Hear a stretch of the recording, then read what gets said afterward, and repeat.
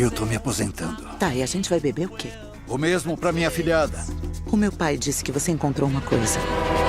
Num trem, durante a guerra.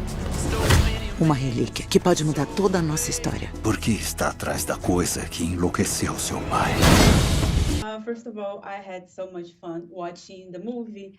And Helena and Teddy, they are quite a duo and they are somewhat ambiguous characters. So I wanted to start asking you, Phoebe, what's the importance of having such characters challenging you in this worldview?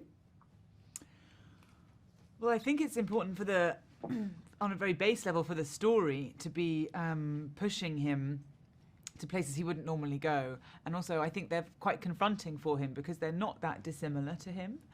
And I think that's what's really clever about the script, is that they are funny and they are adventurers and they kind of fearless. The one thing they don't share with him is his respect for history or historical artifacts, and that's so frustrating for him. And I think that's useful in the film because then it brings out in him, for the audience, an opportunity to show how much he really does care about these things. And I think that's a role they both play throughout. And I think I'm questioning him about his family, and he doesn't want to talk to me about that. You're constantly telling him he's old and he needs to slow down.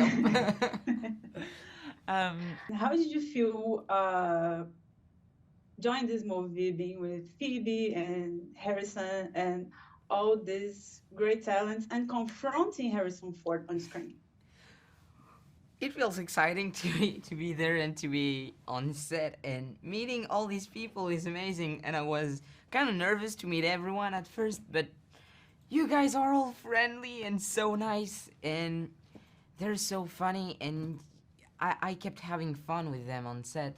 So it was just exciting all the time, and it felt like I was living a dream for 8 months.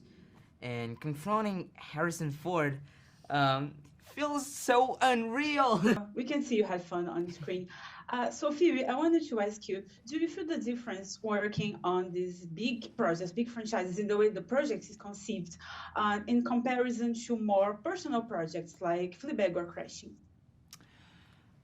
I mean, yes, on one level completely, because it's just on such a different scale and there's just so much more money, and the sets are huge, and there's like hundreds and hundreds of people working on it, whereas I've never, like when I've created something before, it's always felt quite, I sort of know everyone who's involved in it, and it's kind of impossible to do that on a scale this big. But then once you actually get down to the work, and you're an actor and you're reading a script, you've got to learn your lines, you've got to get on that set, and you've just got to deliver it in the most believable way you can do, then it suddenly becomes like familiar again, and it's like, oh, this is home actually, and this is, whether it's a Fleabag or a Indiana Jones, that's the job, and that's what's wonderful. I think the most important thing in both those, that everyone understands what the feeling of the show is, or the film is, and I did feel through the shooting of this that we did all have a good feeling of what it needed to be. Do you think Helena and Teddy could be the new face of the franchise if Indy really retires? Would you be up for the job?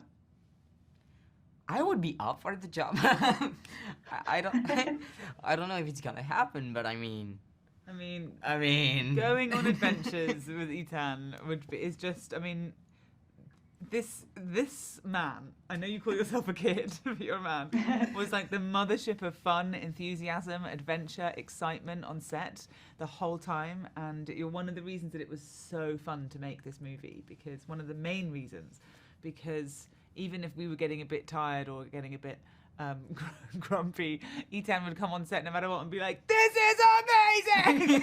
And we'd all be like, "Oh my God, of course, this is amazing." And so to have another chance to do that, go on that journey with you again, I'd say yes. Thanks. I would definitely go to an adventure with you. Thank you. Wow.